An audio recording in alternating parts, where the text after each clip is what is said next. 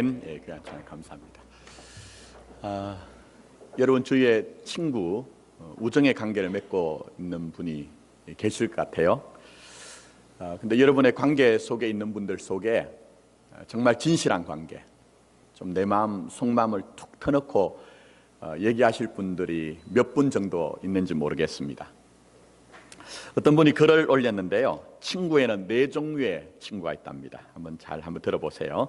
첫 번째는 화우입니다. 꽃 화자를 씁니다. 사람들이 꽃이 피면 그 꽃을 굉장히 귀하게 여기잖아요.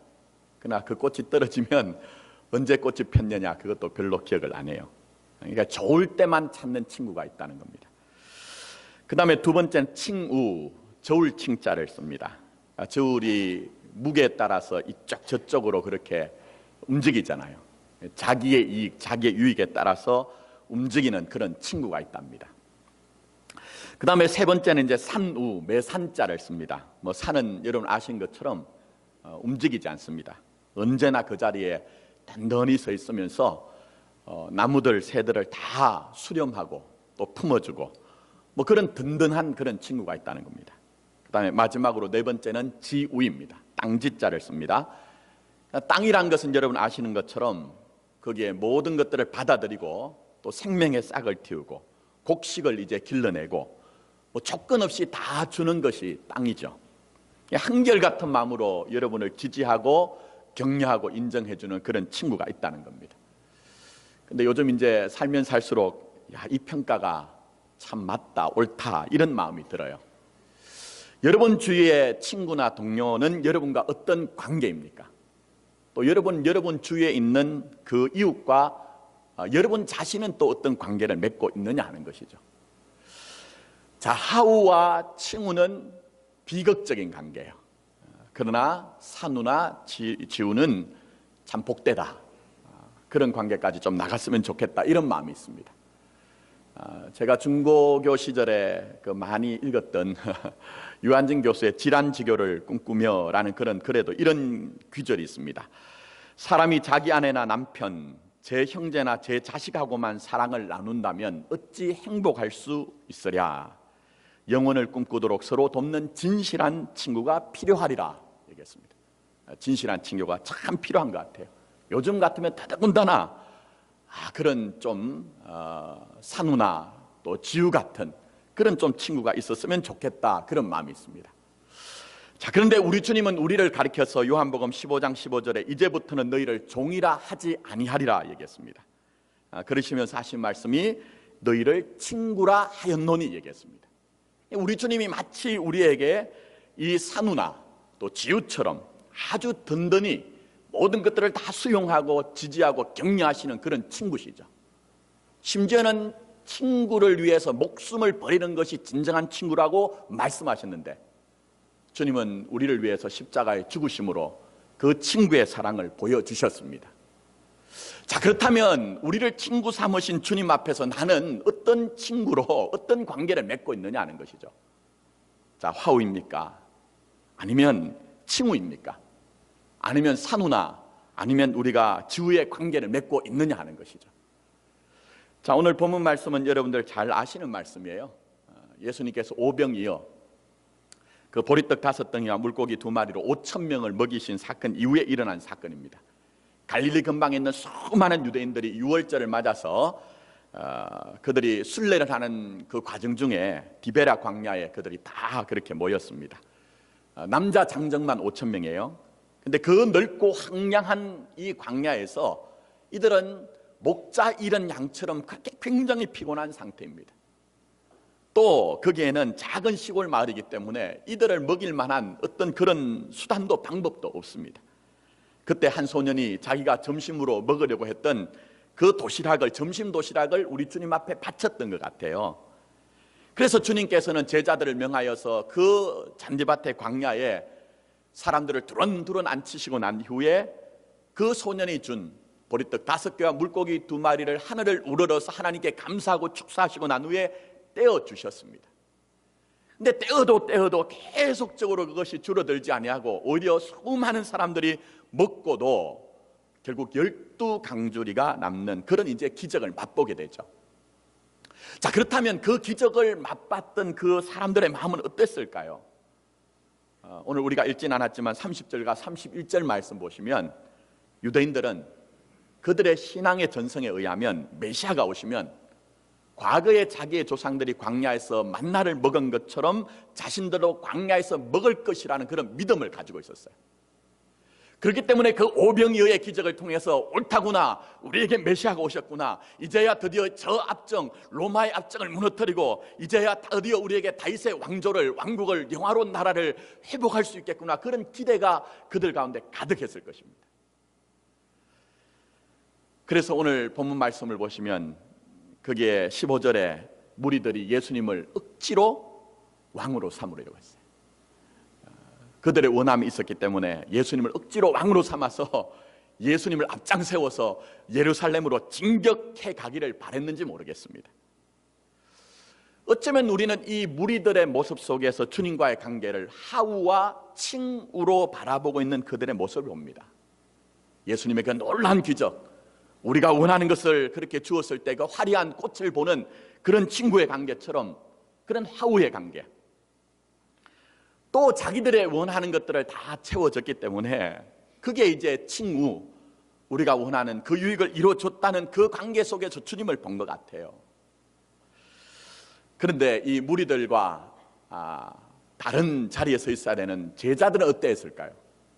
제가 생각할 때는 제자들은 더 마음속에 굉장한 기대와 소망이 일어났을 것 같아요.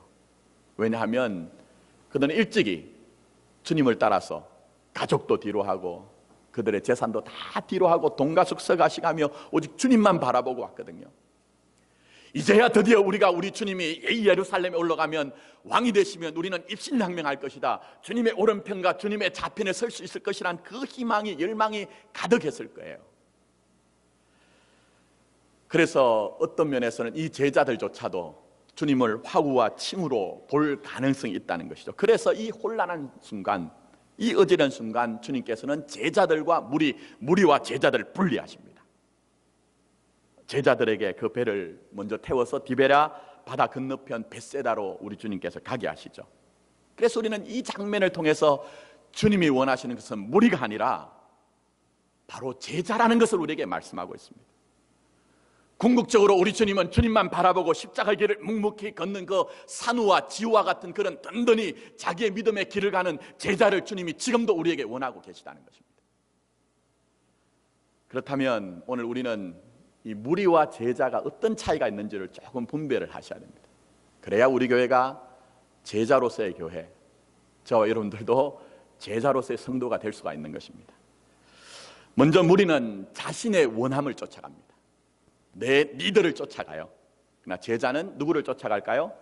주님만 쫓아가게 되어 있습니다. 자, 여러분, 무리와 군중의 속성을 우리가 아주 적나라하게 볼 수 있는 그런 집단이 있습니다. 그게 뭐냐면 제가 볼 때는요, 스포츠 경기를 보면 무리가 뭔지 군중이 뭔지 이해하게 돼요. 그러니까 프로야구든지 프로축구든지 아니면 어떤 스포츠, 아주 인기 있는 스포츠 하는 경기를 보면 그게 수많은 군중들이 오잖아요. 무리들이 있잖아요. 근데 그 관중들이 바라는 것은 내가 원하는 즐거움이에요. 내가 열렬히 박수치고 내가 열렬히 지지하는 그 팀이 이겨줌으로 말미암아 내 마음속에 내가 원하는 그 즐거움을 내가 찾기를 원하는 거예요. 그런데 내가 원하는 그 즐거움이 사라졌을 때는 쉽게 비난하고 정죄하고 냉정해지더라는 거예요. 이게 바로 무리의 속성이죠. 군중은 기다리지 않습니다. 군중에겐 인내가 없어요. 그저 내가 원하는 것, 그 즐거움을 제공해달라, 내가 원하는 것을 이루어달라, 그게 없을 때는 가차없이 떠나가고 그겐 아무 정말 즐거운 그 자기의 것을 찾기 위해서 헌신이 없는 그런 모습을 우리가 보게 되는 것입니다. 그래서 오늘 여기에 광야에 있던 무리들이 바랬던 것이 뭡니까? 오늘 말씀을 제가 이미 드린 것처럼 그들은 예수님이 왕이 되기를 원했습니다. 거대한 로마의 제국을 무너뜨리고 다윗의 왕국을 우리에게 이루어주세요 하는 그들의 원함, 그들의 리더가 있었어요. 근데 근본적으로 그들이 예수님을 그렇게 바라보는 이유가 뭘까요? 자기들이 원하는 게 분명히 있었습니다. 자, 26절 말씀 보십시오. 예수께서 대답하여 이르시되 내가 진실로 진실로 너희에게 이르노니 너희가 나를 찾은 것은 표적을 본 까닭이 아니요 뭐라고 했습니까? 떡을 먹고 배부른 까닭이다 얘기했어요. 예수님 당시에 그 시대는요 굉장히 고단한 시대였습니다. 정말 하루에 한 끼 해결하기가 힘든 시대였어요. 그렇다고 하면 이들에게 가장 급한 문제는 우리가 먹고 사는 문제였어요. 특히 이 광야에서는 이미 말씀드린 것처럼 이들이 너무나 지금 먹을 것이 없어서 민생고를 해결하지 못해서 피곤하거든요. 근데 그때 우리 주님께서 오병이어의 기적을 베풀어 주셨습니다. 그 오병이어의 기적 속에서 이들은 그들이 원하는 메시아의 모습을 왔어요. 바로 떡과 빵의 문제, 우리가 먹고 사는 문제를 해결해 주시는 그 메시아 예수를 그들이 보았던 것이죠. 그래서 이 무리가 가진 믿음이 무엇입니까? 그것은 내가 원하는 그 욕망과 내가 원하는 원함과 연관이 관련이 되어 있는 예수를 바라고 있는 거예요. 그리고 그런 예수만 내가 인정하고 따르겠다는 것이죠. 자, 그렇다면 오늘 이 시대는 이 사건과 전혀 연관이 없는 것인가? 여러분, 그런 건 아닌 것 같아요. 오늘도 수많은 사람들이 여기에 나오는 무리들처럼 예수를 믿는 이유가 내 원함을 쫓는 경우가 있더라는 거예요. 내가 내 안에 있는 결핍이나 내가 내 안에 있는 부족을 주님을 통해서 좀 채워야 되겠다. 내가 하지 못하는 그 일들을 나보다 더 능력이 많으신 우리 주님, 절대적인 능력을 가진 주님의 도우심으로 말미암아 내가 뭔가를 얻어야 되겠다 하는 마음이 있더라고요. 물론 아버지 하나님은 우리에게 좋은 아버지 하나님이시기 때문에 자녀가 아들이 떡을 달라고 하는데 돌을 줄 부모가 어디 있으며 생선을 달라고 하는데 뱀을 줄 그 부모가 아버지가 어디 있느냐 말씀하셔서 여러분에게 정말 좋은 것을 주시길 원하시거든요. 그러나 여러분, 우리가 계속적으로 내 원함과 내 뜻함을 이루어야 되겠다, 이거는 사실은 성숙한 신앙은 아닌 것입니다. 물론 그게 나쁜 건 아니에요. 그게 틀린 것도 아니에요. 어떤 경우에는 예수님을 잘 알지 못하거나 내가 영적인 수준이 어린 나이 때는 오히려 그런 것들 때문에 믿음의 자리로 나갈 수가 있죠. 예를 들면 살다가 보면 큰 고통이 우리에게 오잖아요. 뭐 건강의 문제든지 또 자녀들의 문제든지 또 아니면 뭐 경제의 문제든지 그런 게 올 때 그게 이유가 돼가지고 우리가 믿음의 자리로 신앙의 세계로 입문하는 경우가 있더라고요. 그러나 우리 주님이 성경에서 계시하신 그 신앙의 진면목은 그게 있지 않습니다. 이 무리들처럼 자기의 원함과 자기의 뜻함을 이루기 위해서 주님을 바라보지 못하고 우리에게 떡을 주세요 하는 그 신앙이 진짜 하나님이 우리에게 원하시는 신앙이 아니라는 거예요. 우리 주님이 우리에게 보여주시고 우리 주님이 우리에게 초청하신 그 신앙은 십자가에 죽으시고 부활하시고 지금도 여전히 하나님 보좌 우편에 앉으셔서 말씀으로 우리를 통치하시고 다스리시면서 그 믿음의 순종의 자리로 나아가는 그 믿음이 바로 우리 아버지 하나님이 주님이 원하시는 신앙이라는 거예요. 그래서 우리는 우리 주님을 우리 인생의 주인으로 모셔야 되는 것입니다. 내가 주님을 흔들어서 내가 주님을 움직여서 내가 원하고 내가 뜻함을 이루는 것이 아니라 주님, 당신이 내 인생과 우리 교회의 주인입니다. 말씀만 하옵소서. 내가 거기에 말씀에 순종하겠습니다. 이 자리까지 나가야 된다는 거예요.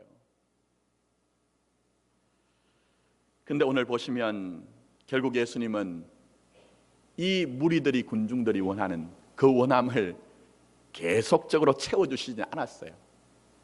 그래서 여러분 아시는 것처럼 그들에게 또 떡을 가지고 그들을 공개하시지 않았거든요. 그때 이 무리들이 어떻게 합니까? 아신 것처럼 가차없이 예수님을 버렸어요. 차갑게 그들은 등을 돌리고 예수님 향해 저를 죽여라고 소리를 높이는 것이 무리와 군중이었습니다. 그게 바로 우리의 영적인 본질과 실존이라는 것입니다. 멀리 갈 것도 없습니다, 여러분. 뭐 예수님 말씀드리지 않아도 제가 목회를 하다가 보니까요, 교회의 모습, 성도들의 모습, 제 모습 속에도 이런 게 있더라고요. 목회를 하다 보면 참 좀 어려운 것 중에 하나가 뭐냐 하면요, 주님이 원하시는 목사의 어떤 상이 있죠. 근데 또 성도들이 원하는 목사의 상이 있어요. 그래서 여러분들이 뭐 표현을 하든 표현을 하시지 않든 유언과 무언으로 이런 목사가 되어주세요 하는 그런 여러분들의 요구가 있더라고요. 우리 교회만 그런 건 아니에요. 제가 목회를 하다 보니까 다 그런 게 있는데, 그런데 100이면 100 다 틀려요. 다 틀려요. 저는 가능한 대로 앞으로 여러분들이 정말 좀 자랑하는 그런 목사가 되고 싶은 마음도 있어요. 그렇게 노력하려고 해요. 그러나 잘 한번 생각해 보십시오. 이 작은 목사와의 관계에서도 여러분이 가진 그 희구하는 어떤 목사상, 그게 왜 있을까요? 그건 내 결핍 때문이죠. 어떤 면에서는 내가 그렇게 하지 못하니까 목사 당신은 한번 해보세요, 내 자랑이 되어 보세요, 이런 마음이 있다는 거예요. 그런데 이 부족한 목사와의 관계에서도 여러분이 그런 요구와 그런 관계 속에서는 절대로 온전한 관계를 맺을 수가 없는 것이죠. 뭐 목사와의 관계가 아니에요. 여러분 주위에 있는 모든 관계들이 다 그렇습니다. 내 원함과 내 뜻함을 이루려고 하면 그 관계는 굉장히 파괴적인 관계가 되는 거예요. 제 친구 중에 이제 안수를 받고 바로 개척한 친구가 있습니다. 지금 상당히 이제 뭐 개척한 지는 오래됐어요. 개척을 처음 하니까 얼마나 한 영혼 한 영혼이 갈급합니까? 제가 개척하고 난 후에 얼마 후에 갔더니 자기 교회에 하나님이 은혜로 세 가족을 세 분을 동시에, 거의 동시에 하나님이 허락을 하셨다는 거예요. 무슨 일이냐 했더니 이 세 분이 전부 다 육신적으로 또 마음으로 굉장히 무너져 계신 분이에요. 도무지 병원을 가도 아무리 노력을 해도 육신적으로 또 자기 마음에 있는 병들을 추스릴 수가 없었다는 거예요. 근데 이 세 분이 다 동일하게 자기 주위에 있는 사람이, 야, 그래도 안 되면 너 교회 한번 나가봐라. 교회도 안 다니시는 분이요. 교회도 한번 나가봐라. 이렇게 얘기를 해서 그 주위에 있는, 자기 집 주위에 있는 교회를 찾다가 제 친구가 개척한 2층에 있는 상가에 있는 교회를 찾아왔다는 거예요. 근데 제 친구는 한 번도 부교육자 생활을 할 때에 누구를 위해서, 치유를 위해서 기도를 하고 그 기도가 나아 본 적이 없어요. 근데 이분들이 너무 절박하니까, 또 개척교회 목사로서 얼마나 영혼이 귀합니까? 그러니까 한 분 한 분을 붙들고 콧물 눈물 흘려가면서 하나님 이들에게 은혜를 베풀어 달라고 그렇게 간절하게 기도했다는 거예요. 그런데 목사인 자신도 놀랄 정도로 하나님 은혜를 베푸셔서 깨끗하게 나았다는 거예요. 자, 그리고 난 후에 제가 또 몇 년이 흘렀습니다. 교회가 좀 안정이 되고 난 후에 제가 이제 궁금해서 물었어요. 야, 그때 교회 개척할 때 초기에 하나님이 은혜로 병을 고치셨던 분들, 마음이 다 회복되셨던 분들, 지금 교회 큰 기둥이 일꾼이 되겠네, 이렇게 얘기했어요. 그런데 아주 씁쓸한 얼굴로 다 떠나갔다는 거예요. 다 떠나갔다. 아니, 왜 그렇게 큰 하나님의 은혜를 입었는데, 네가 그렇게 눈물로 기도해서 그분들 다 그렇게 온전하게 됐는데. 근데요, 신앙이 조금 들어가는 것 같더니 그 다음에는 자기 판단이 많아지더라는 거예요. 자기 체험 얘기하고 자기 경험 얘기하고 내 신앙 얘기하면서 우리 교회는 이래야 됩니다, 우리는 이 길로 가야 됩니다, 그렇게 얘기하더라는 거예요. 그러면서 그걸 안 들어주니까 마지막엔 결국 이제 등을 돌리고 떠나더라는 거예요. 그게 바로 무리 군중의 속성인 것이죠. 근데 여러분, 주님과의 관계도 마찬가지입니다. 우리가 언제까지 내 원함과 내 뜻함만을 고집하면 우리가 무리와 군중에 속할 수밖에 없는 거예요, 여러분. 그게 바로 조국교회의 현실이고 우리 교회 현실이고 우리의 영적인 실존인 것이죠. 그러나 제자는 다릅니다, 여러분. 제자는 다릅니다. 자, 68절 말씀 한번 보세요. 자, 68절 말씀입니다. 다른 제자들조차 다 떠났던 것 같아요. 제가 일전에 말씀드린 것처럼 제자는 12제자만 있는 것이 아닙니다. 자, 그리고 난 후에 우리 주님이 안타까운 마음으로 너희들도 떠나느냐 하고 물었어요. 그랬더니 68절 시몬 베드로가 대답하되 뭐라고 했습니까? 주여, 영생의 말씀이 주께 있사오니 우리가 누구에게로 가오리까 얘기했습니다. 물론 베드로도 한때 시험에 들어서 배반합니다. 그러나 결국은 영생의 말씀이, 진리의 말씀이 주님 안에 있는 것을 알고 그 십자가의 죽으심과 부활하심을 경험하고 난 후에는 주님만 따르는 그 길을 갔죠. 다른 것 보지 않았어요. 내게 생명 주신 그 주님을 바라보고 그 주님을 따라가는 그 좁고 협착한 길만을 갔던 것이죠. 그래서 그 마지막에는 전성에 의하면 우리 주님이 십자가에 달려 돌아가신 그 영광스러운 모습으로 내가 어떻게 죽을 수가 있느냐? 나는 주님을 3번이나 부인했던 사람이기 때문에 나를 십자가에 거꾸로 매달아 달라고, 내가 그렇게 수치스러운 사람이었다고, 그러나 이런 사랑을 입었다고 그렇게 순교를 했던 사람이 베드로 아닙니까, 여러분? 무리는 부족합니다. 군중은 부족합니다, 여러분. 결국은 우리는 제자의 길, 영생의 말씀이 주께 있사오니 우리가 어디로 가오리까? 주님만 따라가고 주님만 쫓아가는 제자가 될 때 자기 십자가를 지고 자기 부인의 그 생명의 길을 갈 수가 있는 것입니다. 자, 다시 한번 26절 한번 보세요. 예수께서 대답하여 이르시되 내가 진실로 진실로 너희에게 이르노니 너희가 나를 찾은 것은 표적을 본 까닭이 아니요, 표적 세메온이란 단어입니다. 표적이 뭡니까? 예수님 이미 다 말씀하셨어요. 내가 너희들에게 보여줄 것은 요나의 표적밖에 없다. 내가 너희들에게 보여줄 것은 광야에서 구리뱀이 높이 달린 것 같이 그런 나의 모습을 보여줄 수밖에 없다. 십자가에 죽으시고 부활하신 예수 그리스도 자신이 표적이라는 거예요. 근데 이 예수님을 본 것이 아니라 떡을 먹고 배부른 까닭이라, 떡을 먹고 배부른 까닭이라. 여전히 오늘날도 조국 교회와 우리 교회와 우리의 모습 속에서 이 무리들 군중들의 실존이 있다는 거예요. 내가 봐야 하는 것을 봐야 되는 것이고, 내가 먹어야 하는 그 원하는 것을 주님을 통해서 꼭 이루어야 되겠다, 교회를 통해서 원하는 것을 이루어야 되겠다, 이렇게 고집하는 사람들이 많이 있더라는 거예요. 저는 오늘 예배 가운데 있는 저와 여러분들이 정말 제자, 영생의 말씀이 주께 있사오니 주님 따라가겠습니다, 주님께 생명적인 헌신을 하겠습니다 하는 그 고백이 회복되기를 원합니다. 우리 사랑하는 마포교회가 그냥 교회가 아니라 제자된 교회가 되고, 저와 여러분들이 정말 반듯하게 제자된 성도가 되기를 예수님의 이름으로 축복합니다. 더 나아가서 무리들은 상황을 따라 움직입니다. 상황을 따라 움직이지만 제자는 거룩한 목표, 사명을 따르는 자입니다. 오늘 보십시오. 예수님이 수많은 기적을 일으키시고 그들의 기대를 충족시킬 때는 정말 구름대같이 예수님을 따랐어요.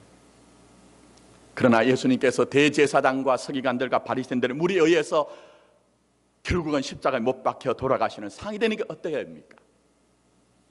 그 많은 무리들, 심지어는 예수님께서 예루살렘 성에 들어올 때 그들은 그들의 겉옷을 다 깔고 종려나무 가지를 끄끄 흔들면서 호산나 다윗의 자손이여 우리를 구원해달라고 그렇게 목 놓아 외치던 사람들이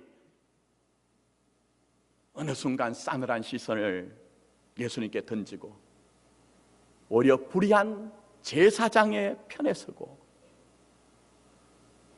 누구를 너희들에게 놓아주랴라고 묻는 그 총독의 그런 물음에 우리는 구원자 예수가 아니라 강도 바라바를 놓아주십시오, 그가 우리에게 훨씬 더 유익한 편입니다라고 그렇게 예수님을 향해 손가락질 하던 것이 무리 군중이었던 것이죠. 여러분 어떻게 생각하십니까? 언제나 무리는 있기 마련이에요. 언제나 무리는 있기 마련이에요. 무리는 상황이 좋고 편안하면 그때 많이 몰려듭니다. 무리는 언제나 소문과 소리에 민감합니다. 누가 어떻더라, 누가 어떻더라. 그러다가 상황이 여의치 않으면, 심상치 않으면 오히려 이 본문에 나오는 이 무리들처럼 떠나가고 진리의 반대편에 서는 것이 바로 무리 군중의 모습이더라는 거예요, 여러분. 그렇다면 우리 조국교회와 우리 교회와 우리 자신의 영적인 실존이 어떠한가 하는 거예요, 여러분. 그래서 제가 이미 말씀드린 것처럼 이 무리 군중의 속성은 스포츠라고 말씀을 드렸잖아요. 특히 저는 이제 프로야구를 이렇게 좀 보는 편인데요. 자주 보는 건 아닌데, 제가 어느 지역에 있는 어느 팀을 지칭을 할 수가 없고요.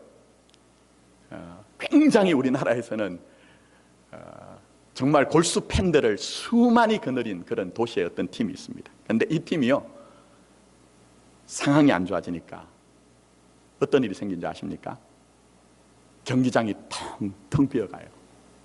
경기장이 텅텅 비어가고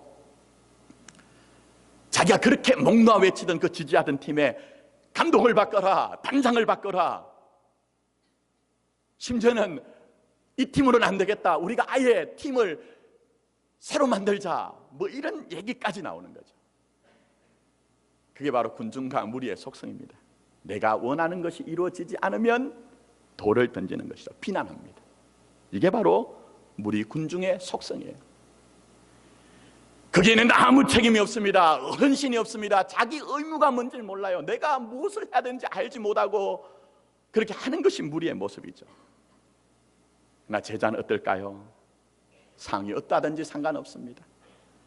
부르신 주님이 내게 허락하신 그 사명 거룩한 하나님이 내게 주신 그 가슴을 뜨겁게 한 목적 비전을 향해 나갑니다. 들려오는 소리 때문에, 그것 때문에 내 영혼이 흔들릴 때도 있지만 그러나 하늘의 음성을 듣고 주님 허락하신 그 비전을 향해서 표대를 향해 나가며 뒤에 것을 돌아보지 않고 하나님의 뜻을 이루는 그 인생을 살아가기를 원하는 그런 삶을 사는 것이죠. 그게 바로 사도 바울이 말씀하신 부르심의 상을 위하여 그것을 위해 달려갈 뿐인 것이 바로 제자의 삶인 것입니다. 이 예배 가운데 있는 여러분에게 묻습니다. 우리 교회는, 우리 자신은 무리 가운데서 있습니까? 아니면 주님이 원하시는 그 제자의 자리에 서 있습니까? 이 시대를 살릴 수 있는 것은, 하나님의 희망은 거룩한 하나님의 부르심의 그 사명과 목표를 향해 달려가는 제자된 교회가 하나님의 희망인 것입니다. 교회 희망은 무리들과 군중들에 있는 것이 아니라 정말 똑바로 그 십자가의 길을 알고 주님 거룩하신 그 사명을 이루가기를 그의 삶의 전부의 목숨을 거는 그 제자들에게 교회의 희망이 있는 것입니다. 저는 우리 교회가, 우리 자신이 점점 더 많이 변화됐으면 좋겠어요.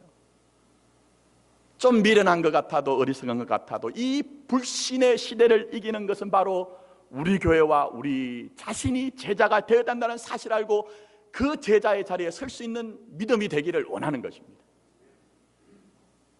말씀했습니다. 제가 이제 세 번째 비전까지 했는데 부담이 많이 되는 그런 말씀을 드렸습니다. 그러나 우리가 서보면 압니다. 제가 이렇게 부담되는 말씀을 드린 것 같아도 그 자리에 서보면 보여지는 것이 있고 들려지는 것이 있고 누려지는 것이 있을 것입니다. 자, 67절 말씀 한번 보십시오. 12 제자에게 이르시되 뭐라고 했습니까? 너희도 가려느냐. 이 말씀은 12 제자에게만 이르신 것이 아니라 오늘 무너진 조국교회와 황무한 우리 공동체와 여전히 믿음 가운데 살지만 고민 가운데 있는 우리들 향해 주님이 말씀하고 계세요. 너희도 가려느냐? 너희도 가려느냐? 여러분 어떻게 응답하시겠습니까? 주님 내게 원하는 떡을 주십시오 하는 그 무리에 서실 것입니까? 아니면 주님 영생의 진리의 말씀이 주께 있사오니 우리가 누구에게로 가오리까 하는 그 제자의 자리에 서실 것입니까? 물론 베드로도 이 대답이 얼마나 허무한지 우리 이미 다 알잖아요. 곧 주님을 부인하고 주님을 배반하고 떠나갔잖아요. 그러나 분명한 것은요, 정말 확실한 것은 영생의 말씀이 주께 있사오니 우리가 어디로 가오리까 이 고백이 있을 때 주님은 그를 떠나지 않고 주님은 그를 버리지 않고 결국은 주님의 크신 사랑으로 그를 회복시키셨다는 것입니다. 어떻습니까? 많이 힘드시죠? 정말 어렵죠? 마음의 실망함과 또 염려와 걱정 가운데 계신 분이 계십니까? 괜찮습니다.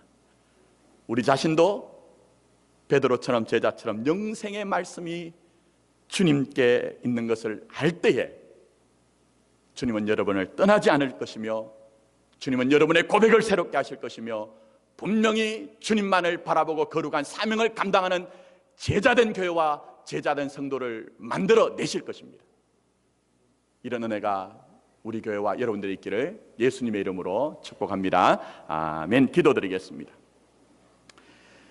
이 시대의 문제는 건물이 하려고 큰 교회가 없어서가 아니라